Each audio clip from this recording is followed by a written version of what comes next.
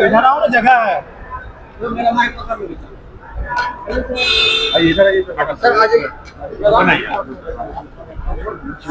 तेजस्वी जी को विकास नहीं दिख रहा बिहार में। प्रधानमंत्री से बात करते हैं घुसपैठ की, ये तमाम चीजों से बात होती है उनके माध्यम से।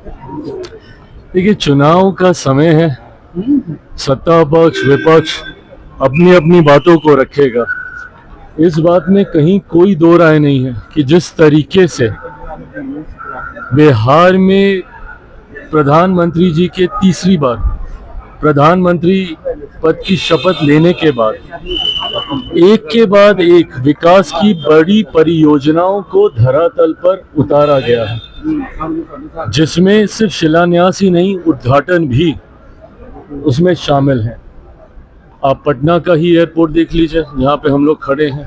कल पूर्णिया का एयरपोर्ट, एम्स हो, अलग अलग क्षेत्र से जुड़े हुए छोटी बड़ी तमाम परियोजनाओं को इस सोच के साथ कि किस तरीके से बिहार को एक विकसित राज्य बनाया जा सके।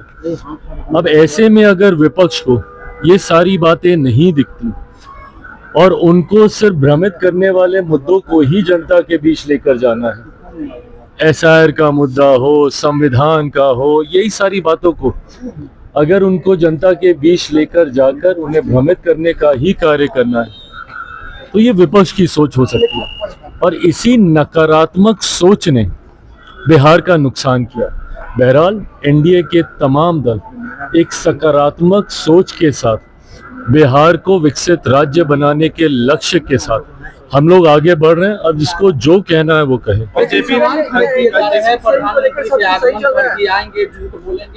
और लोगों को हॉस्पिटल भी जा रहे हैं।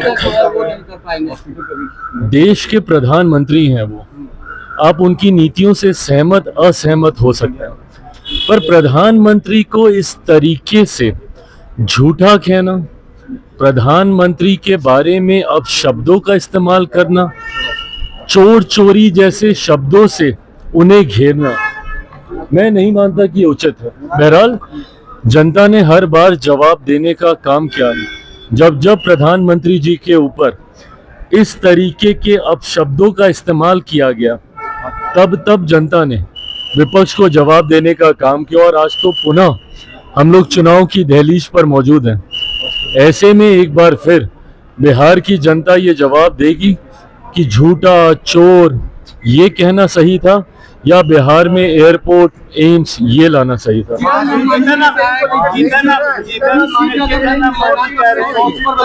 रहे हैं कि 20 सीट नहीं मिला तो 100 सीटों पर लड़ेंगे, क्या चाहिए? कुछ नहीं, अपनी पोजीशनिंग जरूर वो कर रहे होंगे, पर हकीकत है कि अभी चर्चाओं की शुरुआत नहीं हुई। लंबा समय हम लोग उपराष्ट्रपति जी, नए उपराष्ट्रपति जी के चुनाव में हम लोग व्यस्त थे। अब जबकि नए उपराष्ट्रपति जी ने शपथ ग्रहण करके अपना कार्यालय और अपना कार्यभार संभाल लिया है, मैं मानता हूं कि अब औपचारिक तौर पर जल्द चुनाव को लेकर, सीटों के बंटवारे, सीटों के चयन को लेकर अब चर्चा की शुरुआत शुरू होगी।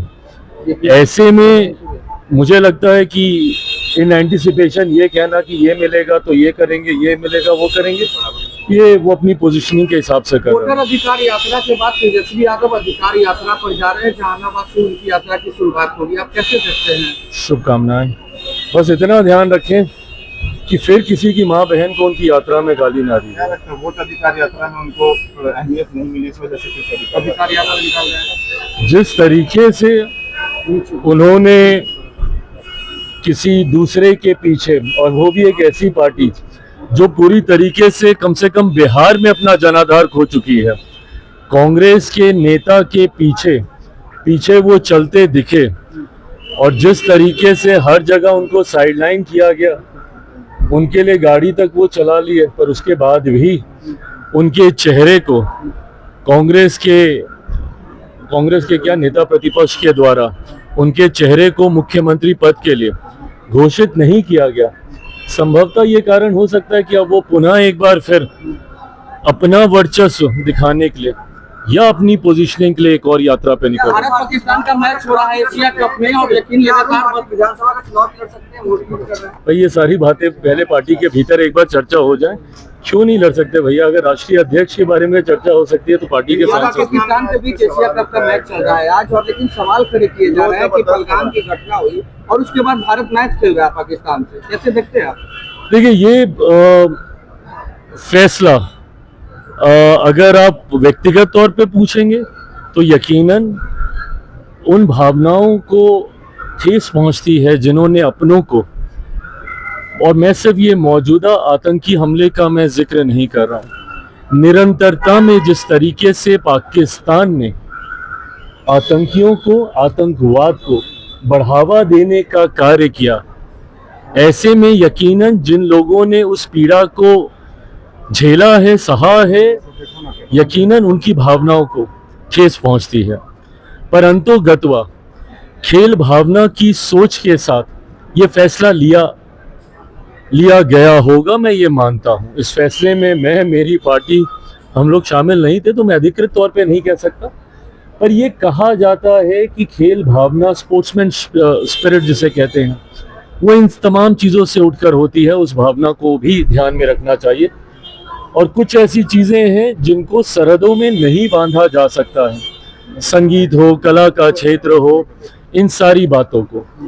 पर हाँ, अगर ऐसे में किसी भी भारतीय की भावना आहत होती है, उसको ठेस पहुंचती है, तो यकीनन इस खेल से जुड़े हुए नीति निर्माताओं को उस भावना का भी ध्यान जरूर रखना चाहिए। आप लोग सीटों को लेकर बातचीत कर रहे हैं कि सब सीटों पर लड़िएगा आप लोग? कोई ऐसा नया जवाब नहीं है जो मैं आपको इस सवाल का दूंगा। जब बातें होंगी, जो फैसला होगा वो आपके सामने सबसे पहले आएगा। शादी को लेकर के कह रहे हैं कि शादी कर लेना चाहिए आपको।